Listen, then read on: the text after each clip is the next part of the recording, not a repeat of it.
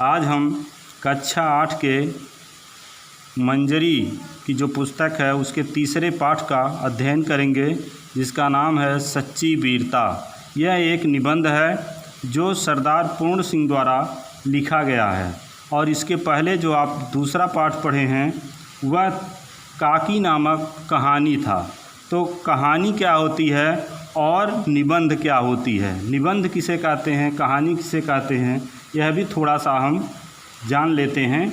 तो कहानी में क्या होता है, कहानी में किसी पात्र, घटना, भाव, संवेदना आदि की मार्मिक अभिव्यंजना होती है, यानी उसमें कोई न कोई घटना होती है, उसी घटना पर वह आधारित होती है कहानी। और इसके बाद जो निबंध है, निबंध में लेखक किसी भी विषय पर अपने विचारों को पूर्ण रूप से विवेचना करके, विश्लेषण करके उसका व्याख्या करता है। तो यह सच्ची वीरता यानी वीरों के ऊपर सरदार पूर्ण सिंह जो है अपने निबंध को लिखते हैं। अब हम आते हैं सरदार पूर्ण सिंह के विषय में थोड़ी सी जानकारी कर लेते हैं, उसके बाद पाठ को देखेंगे। तो देखते हैं सरदार पूर्ण सिंह जो इस सच्ची वीरता के लेखक हैं, इस निबंध के लेखक हैं, उनके जीवन परिचय। तो सरदार पूर्ण सिंह का जन्म 17 फरवरी सन 1881 ईस्वी को एक सिख परिवार में हुआ था। ये पेशे से एक अध्यापक थे और एक कुशल निबंधकार थे। ये कई निबंधों की रचना भी इन्होंने की थी। इनके निबंध विचार और भावात्मकता अधिक दिखाई देते थे इनके निबंधों में, और इनकी यह मुख्य विशेषता रही है। इनकी जो निबंध है उस पर चर्चा करते हैं। मजदूरी और प्रेम इनका निबंध है। सच्ची वीरता जो आपकी किताब में है वो भी इनका निबंध है। और एक है आचरण की सभ्यता जो आपका इंटरमीडिएट के कक्षाओं में है, ये इनकी प्रसिद्ध निबंध है। और सरदार पूर्ण सिंह का मृत्यु जो है सन 1931 ईस्वी को हो गया। इस प्रकार से हमारे जो सच्ची वीरता के लेखक हैं सरदार पूर्ण सिंह, इनका जीवन परिचय हो गया। यह क्या इस निबंध में बताते हैं, आइए इस पर चर्चा करते हैं। यह एक सच्चे वीर पुरुष के विषय में बताते हैं। तो क्या कहते हैं, प्रस्तुत पाठ में सच्चे वीर पुरुषों के धैर्य, साहस और स्वाभिमान जैसे गुणों पर प्रकाश डालते हुए बताया गया है कि वीर पुरुष प्रत्येक स्थिति में सच्चाई का साथ देते हैं। तो क्या कहते हैं सरदार पूर्ण सिंह जी कि सच्चे वीर पुरुष जो होते हैं वह धैर्यवान होते हैं, उनके अंदर साहस और स्वाभिमान जैसे गुणों का पूर्ण रूप समावेश होता है, और वह वीर पुरुष जो होते हैं वह प्रत्येक स्थिति में सच्चाई का ही साथ देते हैं। तो आइए देखते हैं, सच्चे वीर पुरुष धीर, गंभीर और आज़ाद होते हैं। तो क्या कहते हैं सरदार पूर्ण सिंह जी कि जो सच्चे वीर होते हैं, जो सच्चे वीर पुरुष होते हैं वो बड़े धैर्यवान, गंभीर और स्वतंत्र होते हैं। उनके मन की गंभीरता और शक्ति समुद्र की तरह विशाल और गहरी तथा आकाश की तरह स्थिर और अचल होता है। और उनके मन में जो गंभीरता होती है और जो शक्ति होती है वह समुद्र की तरह विशाल, बड़ी होती है और गहरी होती है तथा आकाश की तरह स्थिर और अचल। अचल को मतलब अटल, न कभी टलने वाला। तो जो आकाश की तरह स्थिर और अटल होता है। परंतु जब ये शेर गरजते हैं तब सदियों तक उनकी दहाड़ सुनाई देती रहती है।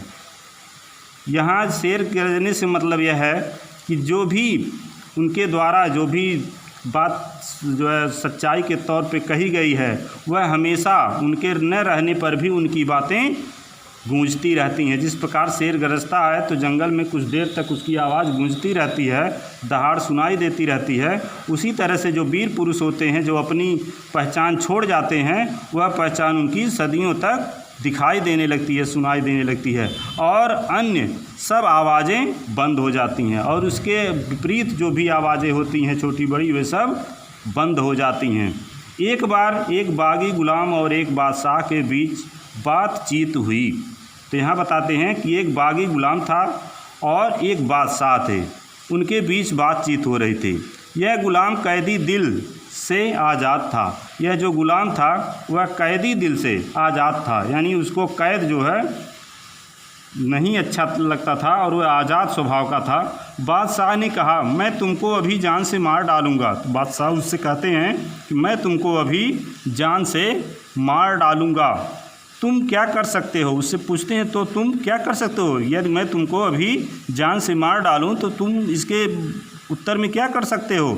गुलाम बोला, हाँ मैं फांसी पर तो चढ़ जाऊंगा। तो गुलाम बोलता है कि हाँ ठीक है, मैं फांसी पर तो चढ़ जाऊंगा, पर तुम्हारा तिरस्कार तब भी कर सकता हूँ। तिरस्कार मतलब अनादर, अपमान। तो कहता है हाँ ठीक है, मैं चढ़ तो जाऊंगा फांसी पर, परंतु तुम्हारा अपमान मैं तब भी कर सकता हूँ। इस गुलाम ने दुनिया के बादशाहों के बल की हद दिखला दी, और वह गुलाम जो था इस तरह की बात करके बादशाहों के जो शक्ति थी उसकी हद को दिखला दी। बस इतने ही जोर और इतनी ही सेखी पर ये झूठे राजा मार पीट कर कायर लोगों को डराते हैं, और इसी झूठी शान पर, अपने जो झूठी दिखावा वाली शान होते हैं उसी पर लोगों को, ये झूठे किस्म के जो राजा होते थे वो मार पीट करके लोगों को डराते थे, धमकाते थे। चूँकि लोग शरीर को अपने जीवन का केंद्र समझते हैं, इसलिए जहाँ किसी ने इनके शरीर पर जरा जोर से हाथ लगाया वहीं वे मारे डर के अधमरे हो जाते हैं। क्योंकि लोग अपनी शरीर की रक्षा ही करना जानते हैं, उसी को अपना मानते हैं कि यही हमारे जीवन का मुख्य आधार है, मुख्य केंद्र है, और वही अपने जो है शरीर को केंद्र मानते हैं, उसी को आधार मानते हैं और उसी की रक्षा करने में लगे रहते हैं। केवल शरीर रक्षा के निमित्त ये लोग इन राजाओं की ऊपरी मन से पूजा करते हैं, और अपनी शरीर की रक्षा करने के लिए ही ये इन राजाओं के ऊपरी मन से पूजा करते रहते हैं। क्योंकि जो राजा कहते हैं उसी की बात को मानते रहते हैं। क्यों मानते रहते हैं? क्योंकि उनकी शरीर की रक्षा केवल राजा ही कर सकता था, नहीं तो राजा उसको दंड देता, मारता पीटता, इस नाते वह उसकी चाटुकारिता करते रहते थे। सच्चे वीर अपने प्रेम के जोर से लोगों के दिलों को सदा के लिए बांध देते हैं, और जो सच्चे वीर होते हैं वे अपने प्रेम के जोर से, अपने प्रेम के धागे से, प्रेम रूपी धागे से लोगों के दिलों को हमेशा के लिए बांध दिए रहते हैं। फौज तो बंदूक आदि के बिना ही वे शहंशाह होते हैं, उनके लिए हथियारों का कोई महत्व नहीं होता। वह अपने मन से, प्रेम से जो सच्चे वीर होते हैं वही लोगों को अपने डोर में बांधे रहते हैं, वही वे शहंशाह होते हैं। मंसूर ने अपनी मौज में आकर कहा कि मैं खुदा हूँ, और मंसूर जो था वह अपने ही को खुदा मानता था। दुनियावी बादशाह ने कहा यह काफिर है। वो कहता है कि यह काफिर है, अपने को बादशाह यानी अपने को वह भगवान मानने लगता था। मगर मंसूर ने, काफिर का मतलब ईश्वर को न मानता हो, ईश्वर को न मानने वाला हो या सत्य को छिपाने वाला हो, मगर मंसूर ने अपने कलाम को बंद न किया। मंसूर अपनी बातों को, वाणी को बंद नहीं किया। वो कहता गया, पत्थर मार मार कर दुनिया ने उसके शरीर की बुरी दशा की, परंतु उस मर्द के मुँह से हर बार यही शब्द निकला, अनहलहक अहम ब्रह्मास, मैं ही ब्रह्मा हूँ। तो लोगों ने उसको पत्थर भी मारे और पत्थर मारकर उसकी बुरी दशा भी कर दिए, परंतु उसके मुंह से कोई और बात नहीं निकली।